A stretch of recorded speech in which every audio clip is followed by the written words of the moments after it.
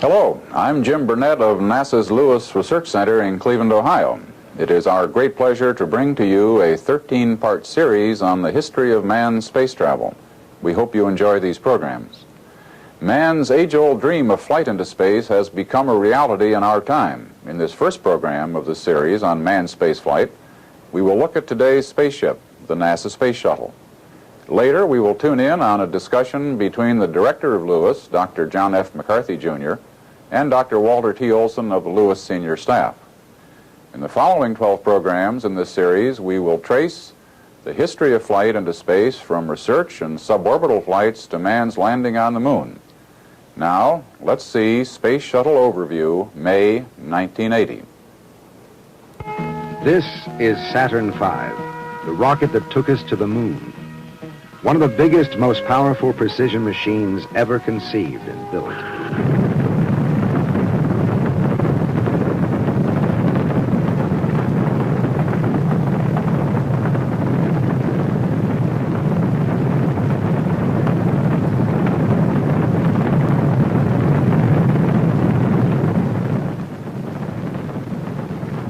But Saturn V was an expendable launch vehicle. Each could be used only once.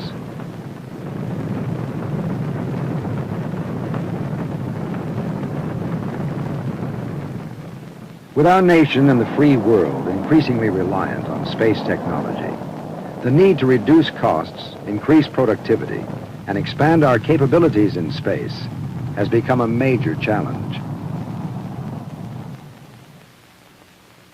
Recognizing the growing role space is playing in business, science, and defense, there is increasing international competition for the space dollar.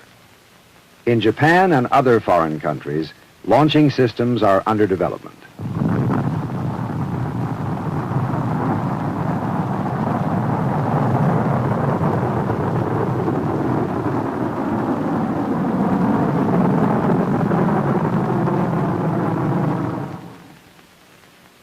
The Ariane Expendable Launch Vehicle, developed by the European Space Agency, is booking payloads.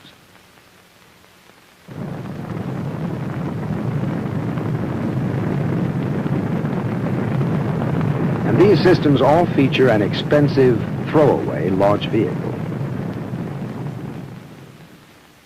But continued use of expendable launch vehicles is a luxury we can no longer afford. The United States has achieved and maintained the leadership in space. Our continuing presence in space is essential to our economy, to science, and to our national security. America's reusable space shuttle offers the most cost-competitive and versatile transportation system for the routine access to and the exploitation of space. Opening the space environment to many new users, it is a vital factor in maintaining our technological superiority in this competitive world. To compare costs in today's dollars, it takes an average of $22 million to put a satellite into orbit with a Delta expendable launch vehicle. The cost of orbiting that same satellite in the space shuttle will be around $10 million in a shared flight. This is a major step in reducing the cost per payload of spaceflight. The Space Shuttle is the keystone of the United States space transportation system.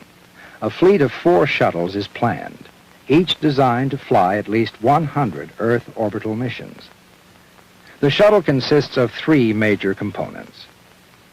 First, the orbiter, most simply described as a space-going cargo vehicle, at home in the vacuum of space or in the atmosphere of Earth. It will carry a flight crew of from 2 to 7 men and women. In its 60-foot-long, 15-foot diameter payload bay, it will eventually carry cargo weighing up to 65,000 pounds. Second, the external tank, holding over 1.5 million pounds of liquid propellant to supply the orbiter's main engines. The third major component, twin solid rocket boosters, which produce a combined thrust of over 5 million pounds for liftoff. In a typical shuttle mission, the 3 liquid-fueled main engines and the 2 solid rocket boosters will ignite, providing a combined thrust of 7 million pounds to lift the shuttle toward orbit.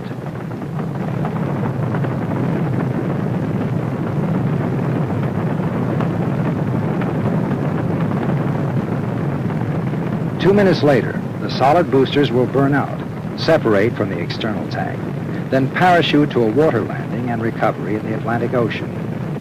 The boosters will be refurbished and returned to service on a continuing basis. The orbiter's main engines, fed by the external tank, will burn for approximately 6 more minutes. Shortly before achieving orbit, the main engines will shut down and the external tank will be jettisoned. This empty metal shell will not be recovered, but will fall harmlessly into a remote ocean area. The orbiter will continue into orbit, powered by the engines of its orbital maneuvering system, which are fed with liquid propellant from onboard tanks. The orbit can be varied from 115 to 350 miles in altitude, depending on individual mission requirements. In orbit, many types of missions can be performed. Up to 4 satellites can be deployed on a single flight. Satellites can be repaired in orbit, refurbished or retrieved, and returned to Earth. Satellites are now observing the Earth, providing valuable information for the utilization of the resources of our planet. Space probes can be placed in Earth orbit, then launched on deep space and interplanetary missions. Already we have sent unmanned spacecraft to and beyond the planets. We have seen the swirling atmosphere of Jupiter and discovered another of its moons. We have plunged through the rings of Saturn, and we have seen volcanoes erupt on the alien moon called Io. The Space Shuttle will expand the effectiveness of these programs while reducing costs. In its payload bay, the orbiter can carry Space Lab, a modular manned scientific laboratory designed and built by the European Space Agency for use by the international scientific and industrial communities. Ready access to the zero gravity and vacuum of space will open this environment to industry, to investigate the production of new materials, highly pure chemicals, new crystal growth methods for electronics, new metal alloys, new and lower-cost pharmaceuticals. To stimulate the commercialization of space, NASA and McDonnell Douglas Astronautics Company are engaged in a joint venture to develop a new technique in pharmaceutical processing in space, to produce substances we cannot create in sufficient quantity or purity in ground-based facilities. With completion of the mission, the orbiter's payload bay doors will be closed and latched for re-entry. The crew will fire the engines of the orbital maneuvering system to leave orbit and re-enter the Earth's atmosphere. During atmospheric entry, surface temperatures on portions of the orbiter will reach up to 2,800 degrees Fahrenheit. Once through the heat of entry, the orbiter will fly like an airplane, an unpowered, high-speed glider. This is a flight of the test vehicle, the Enterprise, the pathfinder for orbiters to come. These approach and landing tests were successfully conducted in 1977 at NASA's Dryden Flight Research Center in California. After the returning orbiter lands, it will be readied for its next flight. The era of the Space Shuttle is about to dawn, but it didn't come about without great effort. In 1971, the need for lower-cost transportation into space on a routine basis was recognized. NASA was given the charter by the President and by Congress to design and build a reusable space shuttle. It meant establishing a team of government and private industry, a national network of contractors. To design and build the orbiter, a prime contract was awarded to Rockwell International. In turn, over 300 subcontractors produced many of the sections and systems that comprise this complex vehicle. Final assembly of the orbiters is completed at Rockwell plants in Southern California. In New Orleans, Martin Marietta builds the external tank. This 154-foot-long structure, with a diameter of just over 28.5 feet, contains over 1.5 million pounds of liquid hydrogen and liquid oxygen propellant at liftoff. Constructed of aluminum, its outer surface is coated with both spray-on and ablative insulation to help maintain the propellant at the proper temperature, minus 320 degrees, to help prevent ice from forming on the cold outer skin before ignition, and to protect the tank from atmospheric heating during ascent.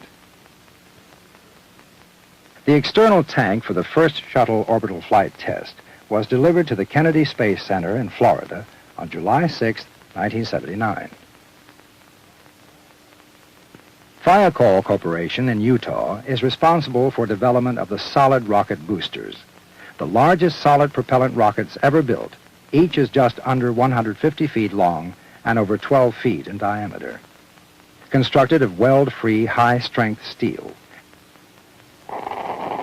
Each rocket motor generates 2,650,000 pounds of thrust at sea level. Although this will be the first application of a solid propellant rocket as a primary launch vehicle for United States manned spaceflight, the technology is well developed and understood. The boosters for the first flight test have been delivered. They were received at the Kennedy Space Center in September 1979. To build the solid rocket boosters alone, contracts were let to 64 companies in 20 states, and this is just one of the 3 major shuttle components. In all, building the shuttle requires 50,000 people working for hundreds of contractors in 47 states. The space shuttle is a major development in high technology. 2 specific areas have produced the greatest challenge, pushing ahead the state of the art. 2 areas that have proved to be the pacing items for the first orbital flight test of the shuttle. Because of significant problems in these areas, major delays have occurred in the shuttle program. First is the development of the orbiter's main rocket engines. For their size, these liquid propellant engines are the most powerful ever built, producing 375,000 pounds of thrust at liftoff. This much thrust is generated by achieving an extremely high chamber pressure, 3,000 pounds per square inch, a major step forward in rocket technology. Besides containing such high pressures, the engines are lightweight and capable of being throttled down to 65% of thrust to control G-loadings on the shuttle during ascent. And they have been designed to perform at least 55 flights with minimum maintenance, another goal never before achieved in rocket engine design. Development of these new engines is the responsibility of the Marshall Space Flight Center in Alabama. To date, well over 500 tests have been run. While problems encountered were not totally unexpected in such a complex high-technology project, some did lead to program delays. When the flight configuration of 3 engines was run, some failures occurred which resulted in major slips in the schedule. One by one, the problems have been isolated and eliminated. Most were associated with the tremendous pressures and vibration levels which are developed. One significant contributor to these program delays was the inadvertent use of the wrong grade of welding wire in construction of the engines. This caused weaknesses in the welded areas, leading to failure under high-stress conditions. With the detection and correction of these problems, and with continual upgrading of the main engines, the 3 engine clusters have now begun to perform as planned. 4 successful firings, simulating the length and conditions of launch, at 100% of their rated thrust, have been conducted without incident. More than 70,000 seconds of the 80,000 seconds required firing times for flight readiness have been accomplished. The main engines for the first orbital flight test have been upgraded on a continuing basis. Previously stored at the Kennedy Space Center, they have been returned to the test stands in Mississippi for requalification prior to the flight.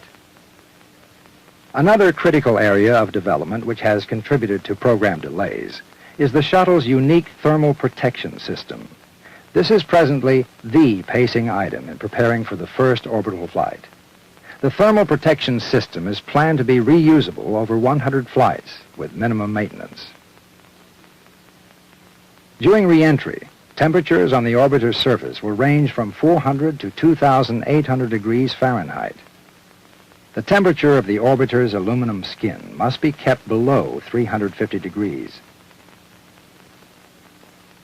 Where surface temperatures will range from 2,300 to 2,800 degrees, reinforced carbon-carbon is used. However, this material is heavy and its use must be limited. Where temperatures will not exceed 750 degrees, coated Nomex fabric covers the aluminum. The major problem has been in providing thermal protection in the mid-range, from 750 to 2,300 degrees. A silica fiber material was developed for this purpose. It is a cast material containing about 93% void. It weighs only 9 pounds per cubic foot, about the density of balsa wood. Bonding of the tile to the orbiter has presented a major problem and program delay. It was determined that for attachment to the orbiter, the optimum size of the tiles is about 6 by 6 inches. 30,922 individual tiles are shaped to fit the contours of the orbiter.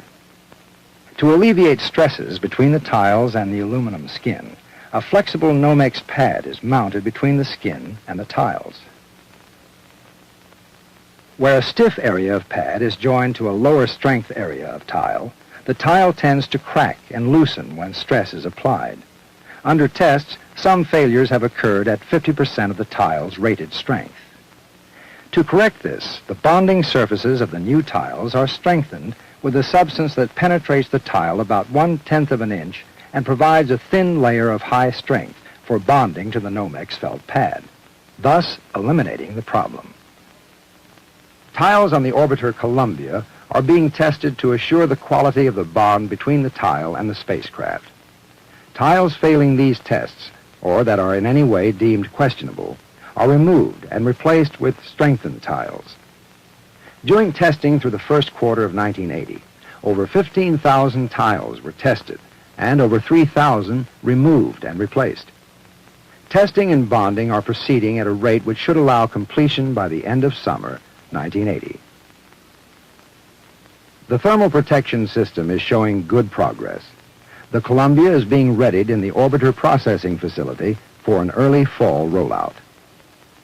The solid rocket boosters and external tank are in the vehicle assembly building at the Kennedy Space Center, awaiting the Columbia. The orbiter main rocket engines are performing to specifications and are no longer a pacing item. Launch Complex 39 has been modified for shuttle use and is ready. The Launch Control Center has been adapted for the shuttle. Staffing for an Apollo launch required 465 people. Only 100 are required for shuttle launches. The 15,000-foot-long landing strip at KSC will be the primary landing site for operational flights. The first orbital flight tests will land on the 11-mile-long lake bed at Edwards Air Force Base in California. And the orbiter processing facility is in full operation. The second orbiter in the shuttle fleet has already served as a structural test article and is now being reconfigured for flight. The airframe and aft fuselage are undergoing the necessary modifications. One half of the crew module component has been completed. Delivery date for the completed orbiter is the summer of 1982. Detailed component fabrication for the aft fuselage and crew module of the third orbiter has been underway for about a year. Soon work will begin on the lower forward fuselage. Delivery is set for the fall of 1983. At the Johnson Space Center near Houston, 26 veteran astronauts and 35 new astronauts are being trained as pilots and mission specialists for the coming shuttle flights. Crews for the orbital flight tests are undergoing specific mission training. The crew of the first flight is astronaut John Young, commander, and veteran of 2 Gemini and 2 Apollo missions, and Robert Crippen, pilot. Included in this training are mission simulations in the shuttle simulators, which are linked to the Mission Operations Control Room, from which flights will be controlled. A second control room is being prepared for the exclusive use of the Air Force for control of Department of Defense flights from the Kennedy Space Center in Florida and later from Vandenberg Air Force Base in California. Construction at Vandenberg began in 1978, with excavation completed in late 1979.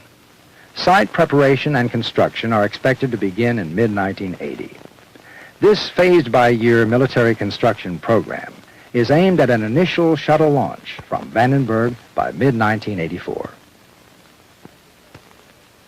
As the shuttle nears its first flight test, members of the industrial, scientific, and defense communities are standing by. Of the 39 flights scheduled in the first 3 years, 35 are presently reserved for NASA, the Department of Defense, commercial, foreign, and military payloads. 152 separate payloads, which include 76 small, self-contained payloads, are already booked to take advantage of this economical and versatile means of space transportation. The Department of Defense has urgent requirements for the shuttle. Should the shuttle not be available, the redesign of payloads meant for the 60 by 15-foot payload bay to the lesser capabilities of expendable launch vehicles would be a formidable and expensive task.